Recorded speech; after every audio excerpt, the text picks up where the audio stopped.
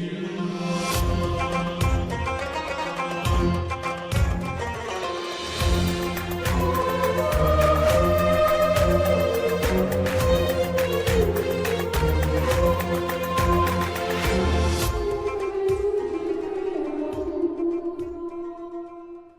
sorry I'm late. I'm teaching theology of the body to high school juniors. Theology of what? The body. Of the body. Okay. Which the kids call sex and Nazis because that's all we ever talk about. Yeah. I'd love to talk about like the implications on our bodily holiness of the Eucharist, but all they want to know is how far they can go on a date. Yeah.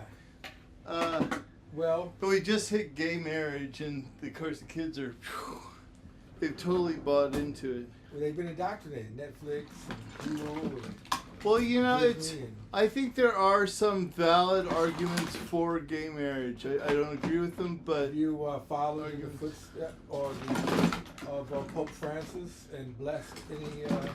No, he never said bless gay marriages. He said you can bless people who are in gay marriages. I see. But like a true Jesuit, he was very cagey about exactly what that meant. I just want to show you two things. Yeah. Oh yeah. So to your left, that's an Afghan dessert. I forget the name. Ooh. Of it. Because I actually just left a funeral, and we went to eat at an Afghan restaurant. You might want to refrigerate that if you can. No, I'm gonna eat it now. Yeah. What is it? It's some kind of thing with pistachios and almonds, and I think almonds. And milk. So you want to eat that now. Okay. And in case you didn't like that, an American the traditional chocolate chip cookie. Chocolate chip cookie with M&Ms. You can't get any more American. No. I mean, it's tariff free. It's a local product. What argument does a Muslim have against gay marriage? I mean, there's really no argument. It's just a fact that marriage is for a man and a woman, and that. Well, there's got to be. I don't think it really needs to be deep. It just marriage is a union between a man and a woman. Is this a man? And is this a woman? If this is two men, you can't get married. If this is two women, you can't get married. I don't think it's any more complex than that. Why not change the definition so that men can marry men and women can marry women? I don't see any need to change the definition when throughout human history the marriage between a man and woman has been a perfectly fine foundation for the human family and for society. I don't see what the argument would be to end that. Well, I would slavery existed for thousands of years. We put an end to that. Why not? Well, slavery wasn't universal. Slavery did exist, but it wasn't universal in the sense that everybody didn't own slaves. But throughout human history, it's been understanding in many thousands of different cultures that when a man comes of age, a woman comes of age, that coming of age was different, obviously younger in pre-modern societies, that they would get married, and that they would procreate, if they were blessed to do so, and they would contribute to the society, and to the continuation of the culture and the society. Let's see if this is actually recording. I'll just edit out whatever's superfluous. It's not like the sound quality is ever been very good. Are you going to include what we talked about? Yeah. With the desserts and all that? Oh, yeah, why not? I think that's important, that I'm tariff inclusive. I brought the chocolate chip cookies and the Afghan desserts. So you're not a big Trumpite, huh? Not a big Trumpite. But before we get to that, obviously. Have some. Wait, now how do you? You should eat this with a spoon, right? Yeah, or a fork. Now I gotta get underneath the computer here to get my spoon out. Our audience can hear me eating. I think we should do 2 episodes. Okay. Because people have been asking about it. Yeah, welcome to Disagreement with Umar Lee and Father Augustine Weta, special Papal Enclave edition. So this one is the Papal edition, and the second one is the funeral edition. Because I just left a fascinating funeral, but I'll save that for the next episode. Wait, what? Okay, well, all right. Yeah. All right, fine. Okay. Leave us with a cliffhanger. So, picture this. It's Easter morning. Okay? Okay. And where do I find myself? at a Catholic church, at a Mormon temple, at a Hindu wedding. I have no idea. I was at the Metropolitan Cathedral of Mexico City. Have you been there before? No, but only you. Yeah. So, I go in there, take my seat. It's a beautiful church, by the way. Holy cow, this is really good. It's good? What's it called? I forgot. But it's an Afghan dessert? It's an Afghan dessert. I think the Cardinal of Kabul enjoyed that dessert. If you don't get that joke, so good. It's because you didn't see Conclave. No, I didn't. Okay. I heard like a transgender person being elected over. Yeah. So this is so good. So the Metropolitan Cathedral in Mexico City. Right. People tell me I'm ADD, but I don't believe it. It's beautiful. It's a beautiful church, and it was built on. That's where Juan Diego's mantilla is, or Tolma. Hernan Cortez, I believe. Or no, I thought Our Lady of Guadalupe was no, there. I'm not sure. I know there's an Our Lady of Guadalupe site about 45-minute drive away from there. So okay, it's built on the site of the old Aztec temple, which is what Cortez found, and you had the Temple Mayor Museum next door to it. So where do you stand on the conquistadors now? Well, hold on. I think your position would be very complicated. We got to set the stage here. Okay. So I'm at Mass. Right. I'm jumping ahead of myself. And there's there's in the part of the Mass, Papa Francisco, Pope Francis. Yeah. And the bishop, whatever his name was, because the Pope was still alive. Yeah. Easter morning. Oh, did he die that day? Yeah. I should know this. Yeah, he died that day. Whatever J.D. Vance delivered took 24 hours to kick in. Wait, what? See, I don't watch. Okay, that's the internet conspiracy theory.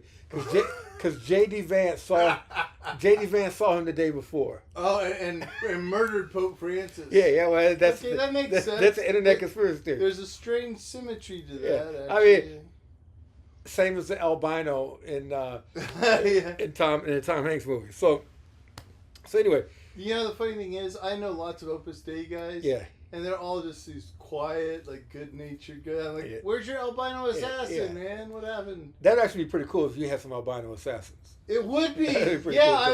I'm sorry that it's fiction, frankly. So that night, Mexico kind of like I had a system. Daytime, I'm sightseeing. Yeah. Museums, walking. I like to do walking tours. Walking around, and then we gotta go on a trip. Yeah. And just record the whole trip. If you go to Rome. All right. Yeah. So. Some rich benefactor out there pay for me and Umar to go to Rome. We need a sugar daddy. We gotta visit the mosque there too. Yeah. Which doesn't it have something obnoxious written over it? I don't know. Oh no, that's the synagogue. The Great Synagogue of Rome. Yeah, but that one has like something about the perfidious Jews written over. That's in high security. Yeah, I had a friend of mine just tried to visit, and like he didn't visit because the security was so tough. Yeah. So anyway, daytime sightseeing, right? Which the Metropolitan Cathedral was part of that, because in the Zocalo, it's in the central square of Old Mexico City. It's like the heart. Is there a mosque in Mexico City? There's 2 small mosques. Yeah. Okay. Daytime sightseeing, and then at nighttime, I would go to a kosher or halal restaurant because Mexicans cook lard, make everything with lard. Yeah. So like I didn't eat any street food, I didn't eat any restaurant food other than the kosher halal right, restaurants. it's almost all lard, isn't it? They don't really use butter. Yeah, so the but they don't even know. I went to an Indonesian restaurant, very good Indonesian Muslim restaurant. Went to a Lebanese restaurant. Went to a couple really good kosher restaurants. The Jewish community in Mexico City are mostly Sephardic Jews who came from Turkey and Syria near the end of the Ottoman Empire as the Ottoman Empire was collapsing. And they're very wealthy and prominent. Why would they leave as the Ottoman Empire was collapsing? Was the Ottoman Empire protected them? Well, they had a good position. They were wealthy. And so there was the sense that disorder, disorder and chaos is normally bad for Jews. Yeah. You know what I'm trying to say? Yeah, So they went to Mexico City. and they're very prominent in the Polanco neighborhood, which is like the nicest neighborhood or one of the nicest neighborhoods in Mexico City. Wait, okay, hold on, wait. Just to make this clear, they were afraid of being attacked by their Muslim neighbors, so they moved to a Catholic country. I think they were just. I guess at that point, Spain was more I mean, I'd have to stable. look into it more deeply, but they were. I mean, it was, and Mexico was independent by that point. Oh, that's true. Yeah. So for whatever reason, they chose there. And if you go to what time was this? late 19th century. Oh, okay. So it's after the Mexican Revolution. Oh, okay. Oh, okay. Or the Mexican War of Independence, not the Mexican Revolution. And so Right. then the Mexican Polanco, if you go to that neighborhood in La Condesa, where most of the Jews and Muslims are, by the way, it looks like Europe. Like all you hear about cartel and danger and this and that. Yeah. These neighborhoods are full of sidewalk cafes, women doing yoga in the park. No. Yeah, people out jogging. Gucci stores, Prada stores. Are the police just everywhere? Or? Yeah, there's a lot of police and a lot of private security, but these neighborhoods are very nice. So I enjoyed that aspect and learning about both the Muslim community in Mexico City and the Jewish community. Is the Muslim community successful? It's small. It's a small community. It's not a large community. There are a couple of Muslim missionaries. There's a white British convert. Missionaries? I didn't. Yeah. It's a I term. guess I never thought of It's a term. Islam as a mission. It's a term Muslims don't generally use, but you could describe what they're doing as missionary work. Why don't Muslims use that term? It's just associated with Christian. I mean, you have like a term in Arabic, da'i, which is like a preacher, Okay. But so he has a white British guy, Omar Weston. He's in Mexico City. He's been there for years. And there's my former brother-in-law, Talut Daoud, who's a black American guy in the north of Mexico. But they're there. And they're trying to make converts. So the Muslim community is very small. Some Indonesian immigrants, some Arabs, some South Asians, and embassy staff. So what I was told is when you go to the mosque for big events, there's a big percentage are embassy staff from the various embassies of Muslim majority countries. Yeah, I can see Jews being welcomed, but I would find it. I'd be surprised if there are a lot of native Muslims in Mexico. So you do have Muslim converts and Jewish converts in Mexico and other Latin American places, and there's the same root of that. If you actually talk to Rabbi Jeffrey Abraham here out in West County, he'll tell you the same thing, because many of them will claim that their families were conversos. Are you familiar with conversos? That their families were Muslims or Jews, but were forced to convert to Catholicism during the Inquisition, so they're returning to the family roots.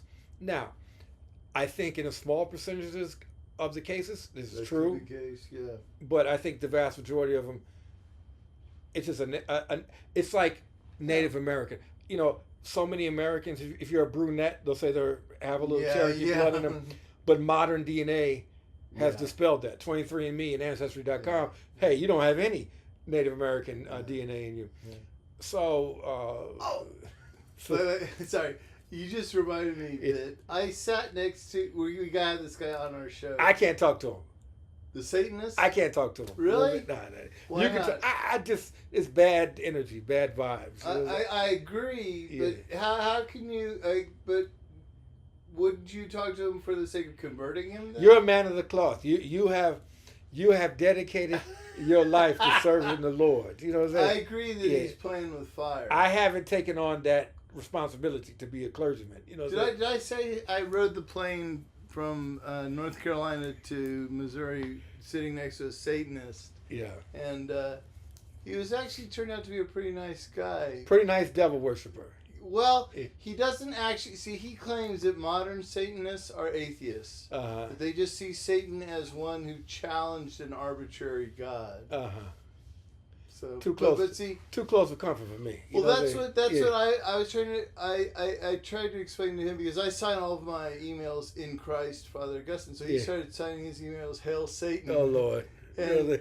But see, for him, Satan doesn't mean anything because he doesn't believe in any spiritual beings. Yeah. But for me, that's really playing with fire, man. Yeah. Almost literally. Yeah. Maybe we should bring the Inquisition back. But no. So okay. I got to edit that out later. So that's it. By the way, right behind you is the official flag of the Inquisition. Is that right? Somebody said, one of my friends from LA sent it to me. Yeah. El Santo Oficio Inquisición. So what you have to understand about a lot of history that's translated into English, right? Right. So when you start researching Mexican history, and I read a lot of books on Mexican history and history of Mexico City, Mexican independence movement, the Mexican American War, the Mexican Revolution, Porfirio Diaz, all these different eras of the pre-party in Mexican history, is that what we get in the United States in the English speakers is normally from the left. Oh, really? Yeah, because let's think about this. See, I would have thought we would get a very Anglo-centric vision of... An Anglo-centric liberal version, because we got to think about this. To get translated into English or to get published in English, you have to go through academic presses, which are going to be liberal. Right. And who's going to read this? Liberals. Conservatives are not big readers. Really? You know what I'm saying? Conservatives are That's a shame. Conservatives are not big readers. Who reads books demographically are white women, white liberal women. Really? I mean, that's who buys books in mass. Yeah, I guess that's true. That's who buys books in mass. So why though? Well, that's another question. But what I'm saying is there's a lot of really good conservative or good traditionalist or good Catholic Mexican writers, but those are not the kind of people that academic presses are interested in translating. Yeah. And the same thing if you go to Indonesia. I went to when I was going to Indonesia last October, I read several books. It's hard to find because the version of Indonesian history you get translated or written about by Western academics is a very left-wing version where... The imperialist French sort of... Well, I mean, the Dutch... that part is true. I mean, the Dutch imperialism is true. The Portuguese, the Dutch... the Dutch are particularly ruthless, right? Yeah, all that is true. But how the left narrative really seeps in, it was when they started talking about communism. Because Indonesia had a communist movement aligned with China. And there was a very brutal suppression by Suharto, who was the president of Indonesia. It was they call it the Jakarta method. And it was very brutal. I mean, but they play down the brutality. No, they played up the brutality. Oh, but he was. He suppressed communism. Okay. Yeah, but what they say is he attacked the Chinese minority and et cetera, et cetera, et cetera. But what average Indonesians, educated Indonesians, would tell you was it was a dark time, but it had to happen. Right. Because if the communists would have succeeded in taking over the country, they would immediately began a re-education program. It would look like Cambodia under Pol Pot, where millions of people died. It would look like the Uyghurs in China, where they're rounding Muslims up, putting them in concentration camps, re-education camps, forbidding them from praying, forbidding them from fasting. It would have been like the massacre of the Muslims of Cham in Vietnam and Cambodia. So what they were saying is, so how the Indonesian state looked at this was an existential threat. Yeah. That we have to root out. Well, there's a parallel here actually. It was something that G.K. Chesterton said about the early Christians, how they ran around destroying all the temples and things, and he said monks, by and large, went around and sort of grabbed a couple of pagan statues and hid them away for later. Yeah. But he said they had to do that because you couldn't have all these pagan gods statues all around just waiting to be worshipped again. It was too close. Yeah. They had to make a clean break with the past. So Indonesia now has $1 trillion economy. Yeah, okay. There's freedom of religion in the constitution. Well, right, and even the most brutal accounts of the conquistadors aren't anywhere near as brutal as the Aztecs. Like, on one ceremonial day, they killed 19,000 people in human sacrifice. Yeah, so human sacrifice. So they human sacrificed 1% of their population. Here's the problem with the decolonization narrative. Now, was was colonialism, often brutal, Oh yeah, exploitative, and independence movement a good thing? Yes, independence movement. Well, one thing I heard is that one of the reasons why the conquistadors were so successful is because the Aztecs were so hated. Yeah. But human sacrifice was a major part of children.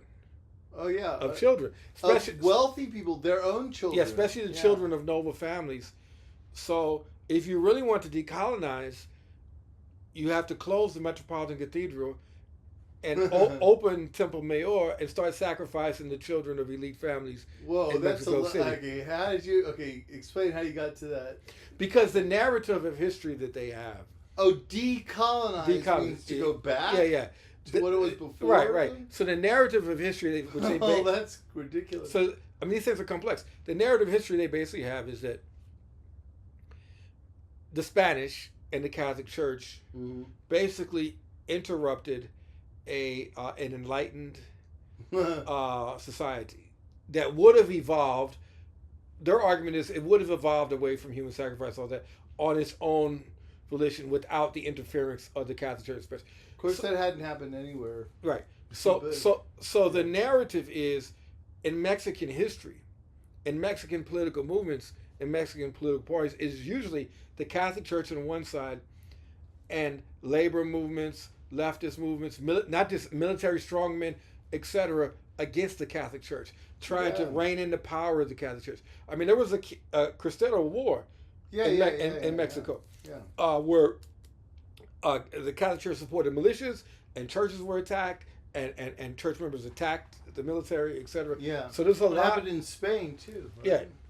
So there's a lot of this history there that you don't get translated into English, the Catholic Church perspective, unless you go to like St. Ignatius Press or something like that. You know, didn't they just make a movie about the Cristero War? Is that what it's called? The Cristero War. Cristero? I think it was called the Cristero War. Cristero War, but they're an American Catholic. They just came out with a movie about it from the Catholic perspective. So the day after the Pope dies. Okay, yeah, back to you. Here's Umar Lee in Mexico City at the cathedral watching Mass of all things. And they mentioned that the Pope died? No. The Pope was alive. Okay. So the next day I go to Zocalo Square because I have a walking tour of this meeting there. And we actually walk through the cathedral again. There's this huge Mexican flag in the heart of Zocalo Square, and it was lowered. It was at half mast. Really? And then in the cathedral, you know, they were doing like, I don't know, a mass for Francis or something like that, right? Yeah. You know, they had his face on the video screen and stuff like that. Really? And I asked my tour guide, I said, was Pope Francis being from Latin America? No, they hate Argentina. I said, well, hold on. I said, did that endear him to you to make him a Spanish speaker? Spanish. Or no, wait. Yeah, Brazil is where they speak Portuguese. So he said, no. And he said, you know what? My father's from Argentina. What? He said, but... Oh, he came down really hard on the Chileans. Yeah. But he said, who we love was Pope John Paul II. He said, because Pope John Paul II really loved Mexico, and he loved Mexicans. And if you go to the side of the Metropolitan Cathedral, I can show you a photo later, there's a big statue, monument of Pope John Paul II. I probably shouldn't tell you this, but I had a girlfriend from Mexico City for a while, and she explained to me that there is a hierarchy of hatred. Yeah. No, it's fine. I think it's just... yeah. There's a hierarchy of hatred. Yeah, at the top... Oh no, please tell me it's... You better plug it. Right? Yeah, this hierarchy of hatred. That at the top of the hierarchy are the Brazilians. Everyone hates the Brazilians. Why? Because the women are so beautiful and they're jealous? And because they're big and rich and powerful and they're more European than the rest.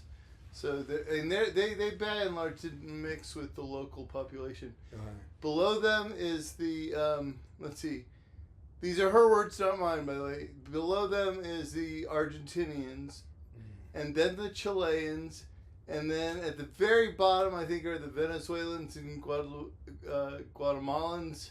And in the middle somewhere are the Mexicans, who pretty much everybody hates because they're not really South America. It's the way she explained it to me.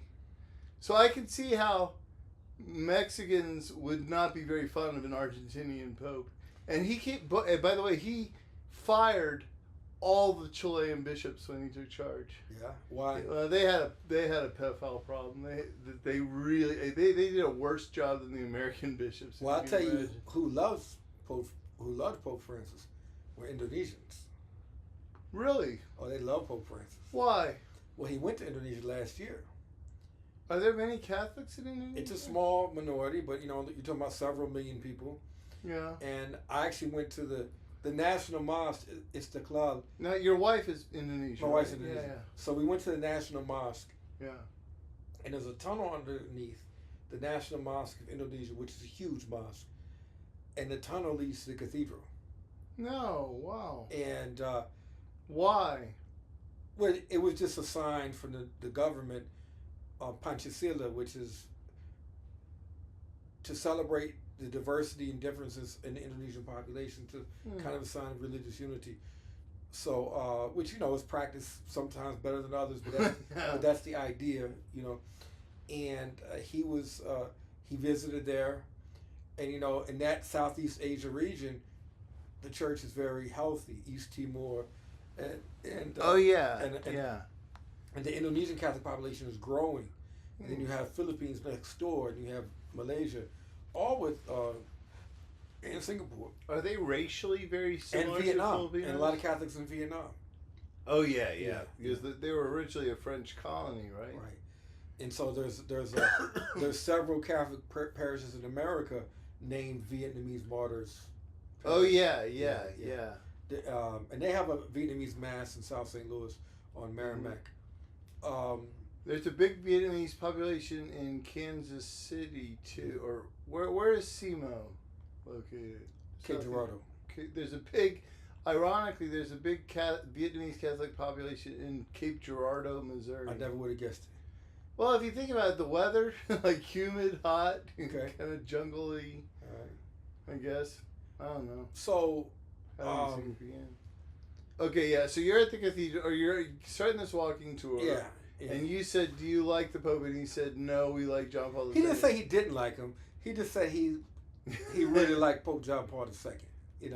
I can see that. Yeah. Like, because a Polish man would be sort of exempt from all the prejudices, basically. Right. So who's your pick for the next Pope? Well, I want to tell you, flying back to the U.S., which I had a very turbulent flight, by the way. Oh, yeah? It was a thunderstorm. We were shaking. I watched Conclave. Oh, great. Yeah.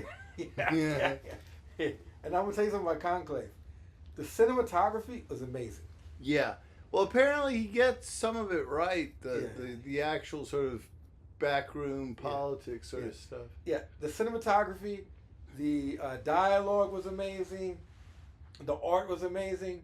I mean, the Catholic Church, you have a lot of art to work with. And a lot of stuff to work with. But I knew it's Hollywood, and I'm waiting for the woke ending. Yeah. I'm waiting. Yeah. Like, at some point, it's going to get ridiculous. Now, they introduced the guy that would be the Pope. I don't care about spoiling the ending of the movie if you haven't seen it. Yeah, I'm not going to see it. So, he's the Cardinal of Kabul, which immediately is a ridiculous thing. That Kabul would have a cardinal. Yeah. When there's like 8 Catholics and all of Kabul. That's right, yeah. So he's the Cardinal of Kabul, but he's Hispanic. He's an Hispanic guy, right? What? Yeah. And I immediately knew somehow this guy's going to become the Pope. But they didn't focus on him at all. He had very few speaking roles at all. Right. And it was really, you had this really pompous American. Right. They said that the villain ought to be wearing a curled mustache. Yeah. He was just so obvious. No, there was 2 pompous Americans. There was the pompous. No way. Yeah. And that's so unusual. We're usually so humble. Right. There was the pompous American who was plotting and scheming to be Pope. Oh, okay. That was the villain they set up. But one of the guys they painted as a good guy, an Italian last name, was a pompous and arrogant liberal. He's like, we're not going to go back to the days of having 10 children and Latin mass. So he was, in the Hollywood. Is he supposed to be Francis, basically? He was supposed to be the good guy, but he came up as a jerk and pompous and arrogant. Then you had the conservative. Evil conservative. You had two conservatives, one evil and one nuanced. Really? So you had a conservative Nigerian who was very conservative, and it was one of the favorites to be Pope, but it came out he had a love child, a little bastard child running around from a nun years and years ago. From a nun? Yeah. Okay. Yeah. And he cried, and he was remorseful, was useful discretion. So he had a good arc, but he couldn't be Pope. Okay. Then you had the evil Italian reactionary conservative who wanted to wage war on the Muslims because at the same time he's the Burke. There were terrorist attacks going on outside, and the walls of the Vatican were shaking. Really? Yeah. And he was like, "This is what you'll get for relativism. This is what you'll get." I'm all right with that. Yeah. So, but he was pointed as the evil guy, even though I thought the pompous American liberal was, just as annoying, right? Yeah. Well, but he was portrayed as the good guy. He was portrayed as a good guy, right? Then you get out of nowhere the trans, like he has to. They find out he's trans, and the Pope had blessed him, and you got a trans Pope, they them. You know what I'm saying? So wait, the Pope. The Pope had blessed the him? previous Pope had secretly blessed him, knowing of his. Oh, knowing he was oh gosh. Yeah. So had appointed him cardinal in spite of his being the Cardinal of Kabul. Of Kabul, yeah. And he had been like the Bishop of Baghdad before that. It was so ridiculous. You know what I'm saying? Yeah, that's great. Okay. So now we move. They should have brought in some albino assassins. I'm gonna tell you something. I think we're gonna get a trans Pope. The woke American woman audience, I guarantee they loved the ending. Oh, it's so sweet. I always wanted a Pope that was a they them. That was a they them. How well did Enclave do as a movie? Did it make money? Well, it's doing gangbusters now. Oh, right. Yeah. Okay. So then they have another movie called The Two Popes. Yeah, and that one I heard was at least... That was better. Sort of, slanted, but... Yeah, it was slanted against conservative, for Francis, but it was good. It was pretty good. The Benedict XVI comes off as the sort of guy who knows his age has come and gone. Yeah. And he's passing along the... But the cinematography wasn't as good. Yeah. It was amazing in Conclave, you got to admit. Yeah. Okay, here are the candidates. Man, you're making me want to see Enclave. Conclave. Cardinal Enclave. Peter Erdo, Archbishop of Budapest, Hungary. Okay? That's who you're in favor of? No, I'm reading the candidates right now. Okay. Cardinal Fridolin Ambongo, Archbishop. Oh, yeah.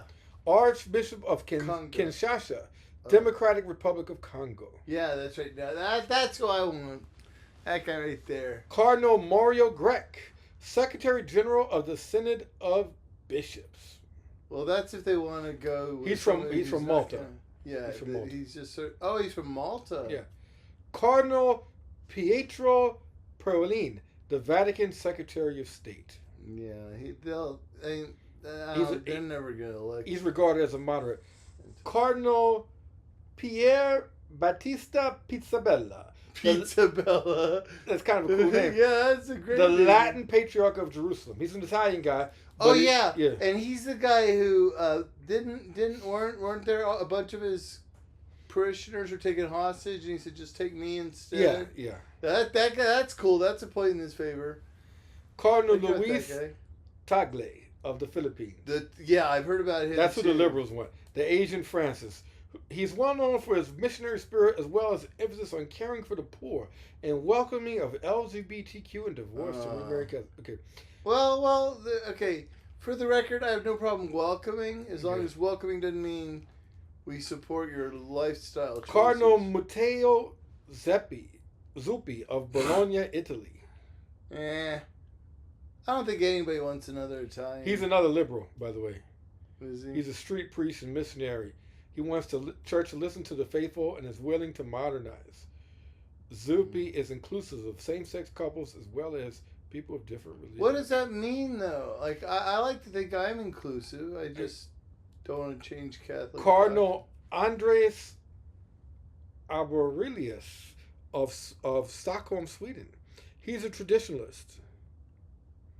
Actually, I heard Burke was on the list. Cardinal Gerard Cyprien of Quebec. Okay, Burke didn't make the list. Okay, but I've heard, this is what I heard, that even the liberal bishops, cardinals, like, are so tired of making up the rules as they go that they might vote for Burke because they at least know exactly where they stand with him. Okay, so I have two favorites in this. Congo, Cardinal Fridolin Amango and I have a dark horse favorite. Who is Pizza Bella. Pizza Bella. Yeah. Well, okay. Yeah. All right. First of all, what stake does a Muslim have in any of this? Why would you care? Well, the church helps drive the global conversation.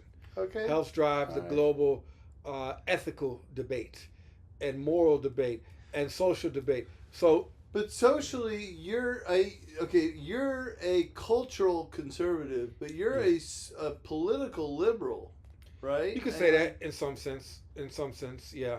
And a like this Congo, I can see this Congolese cardinal being very conservative ethically, but I would think he'd be pretty conservative politically too. Well, I'm actually on board with a strong tradition in Catholic political history, which is being very conservative culturally and very. What about the Inquisition? And very left-wing economically. Okay, yeah. And that's a very strong Catholic tradition. Yeah, it is. The only part I usually differ in that is normally paired with those two things is anti-war. I'm not anti-war per se. Yeah, well, but wouldn't most of those Catholic wars be with Islam? Well, no, they just tend to be like the modern manifestations. Yeah, okay. They tend to be anti-war, anti-death penalty, and stuff like that. You know, You're in favor of the death penalty? Yeah, I'm actually not just in favor of the death penalty. I'm in favor of like public flogging.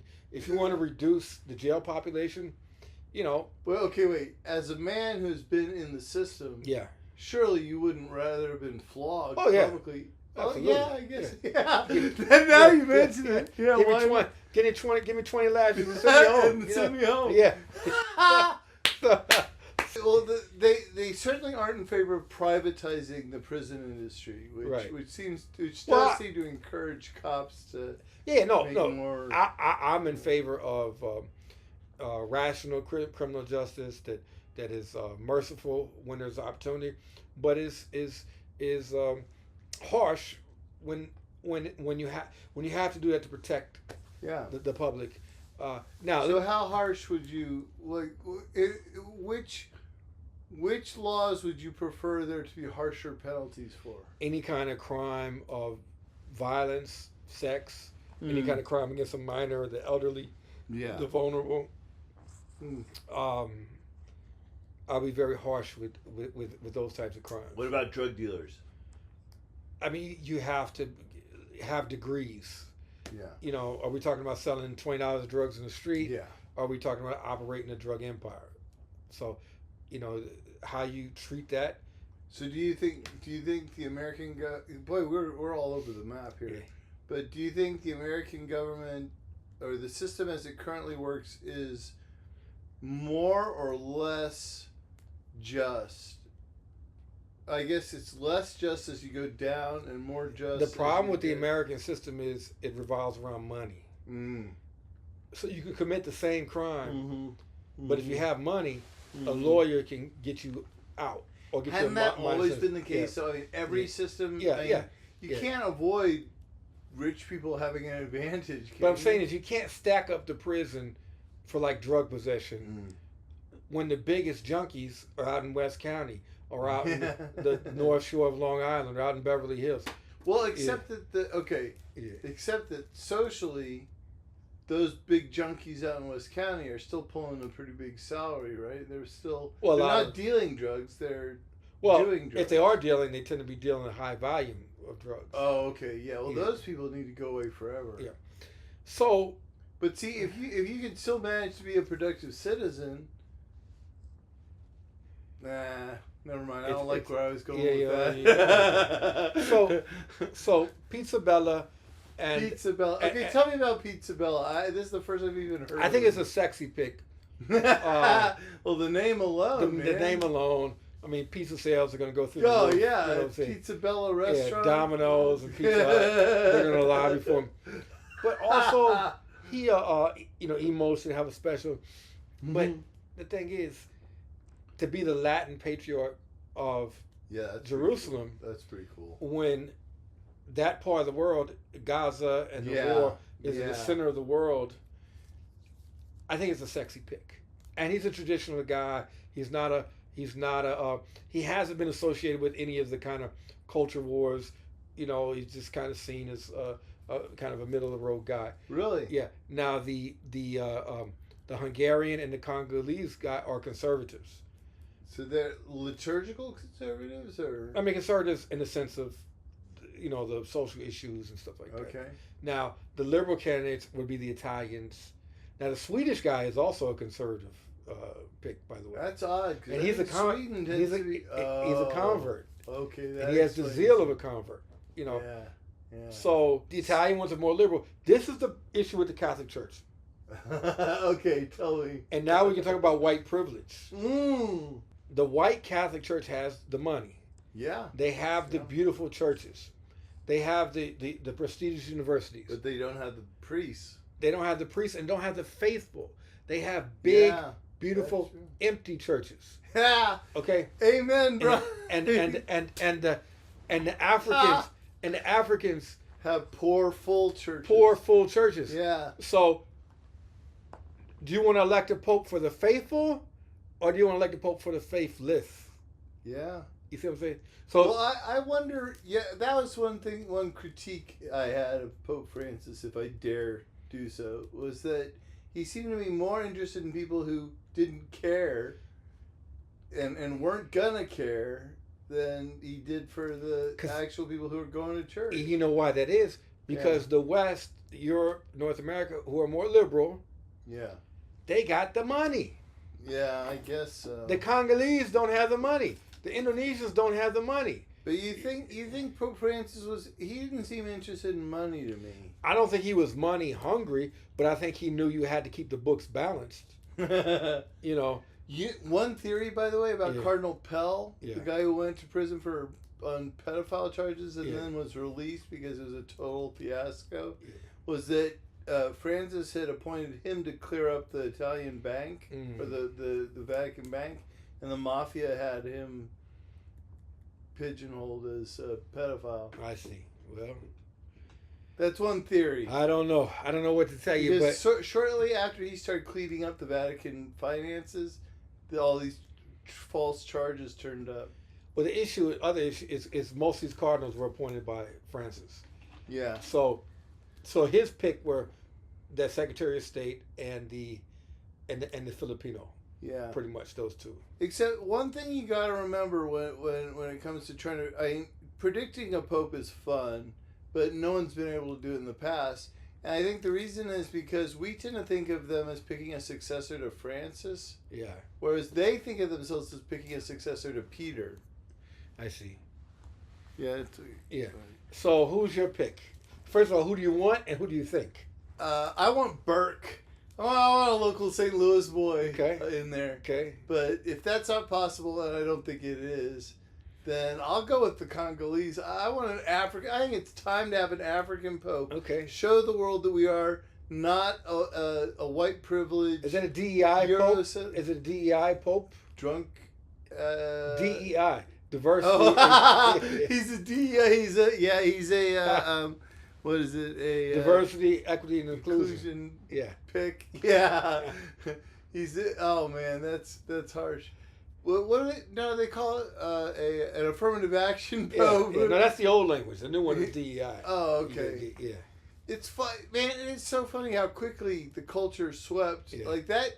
That has gone. DEI has almost gone the way of political correctness. Well, DEI means anything now. You know what I'm saying? Yeah, like any black guy with a job is DEI now. Like he could be like a astrophysicist. They'd be like, fair. "That's a DEI." You know? Yeah. Yeah. So, well, you know, I lobbied pretty hard against us hiring a DEI guy. Yeah. And we did anyway.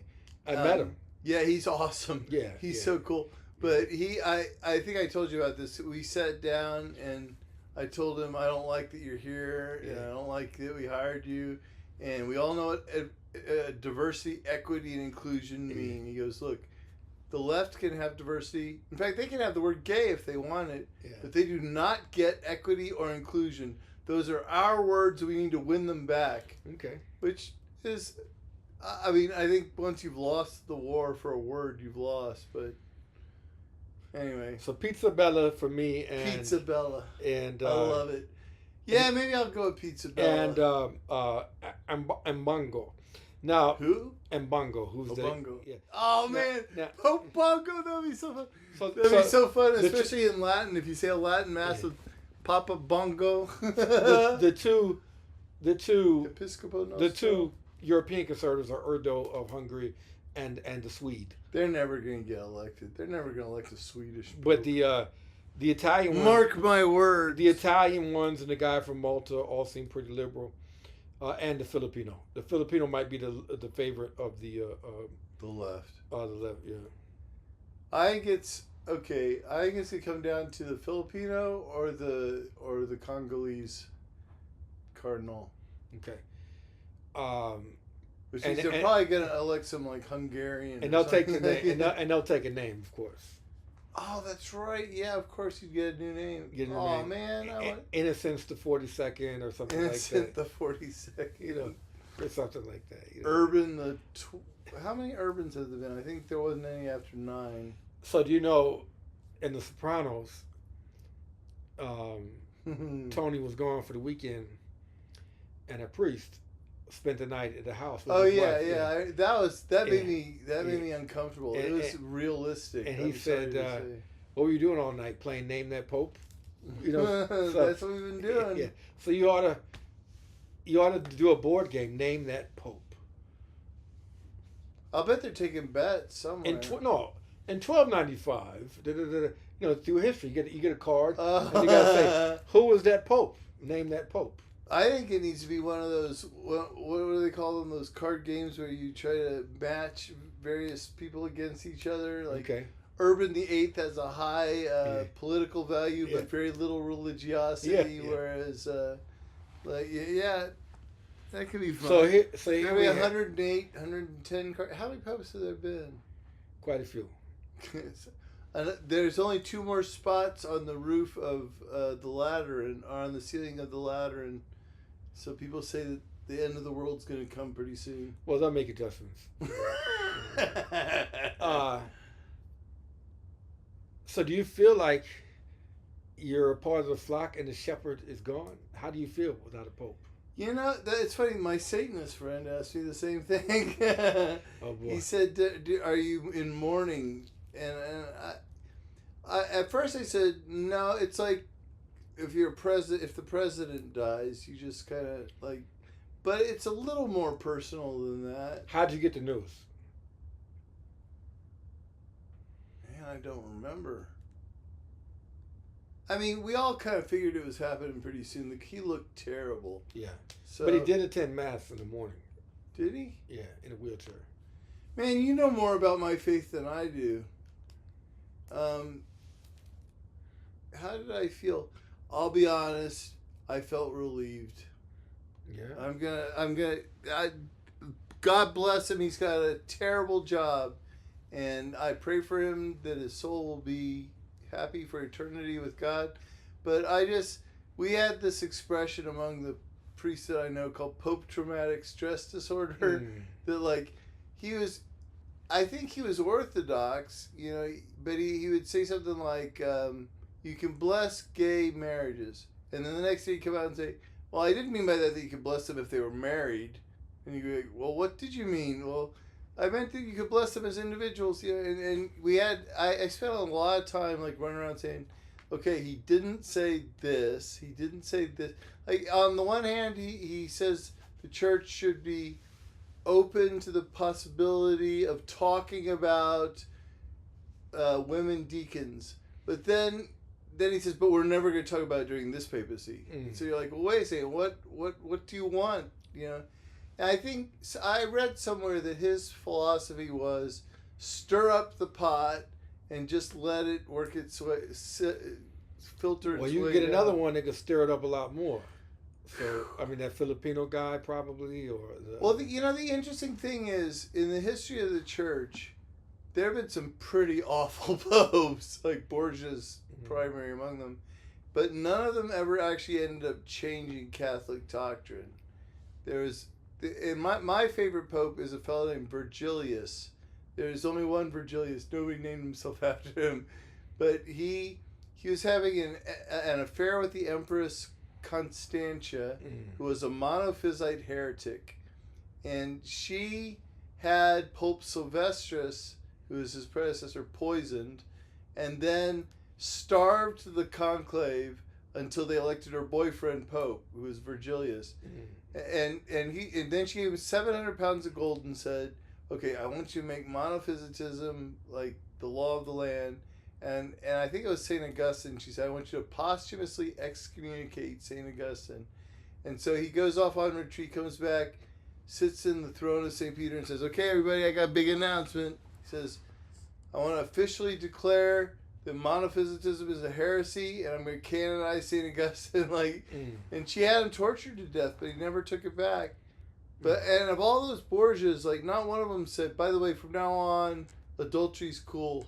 You know, like, even though they were horrible, or the Pope gets to murder whoever he wants, or, you know what I mean? Like, they never said evil was good, even as evil as they were personally. Okay. I'm just excited. It's going to be fun seeing what this new guy makes of the job. Yeah, waiting for the black smoke and the white smoke. Yeah. It's a pretty cool ritual.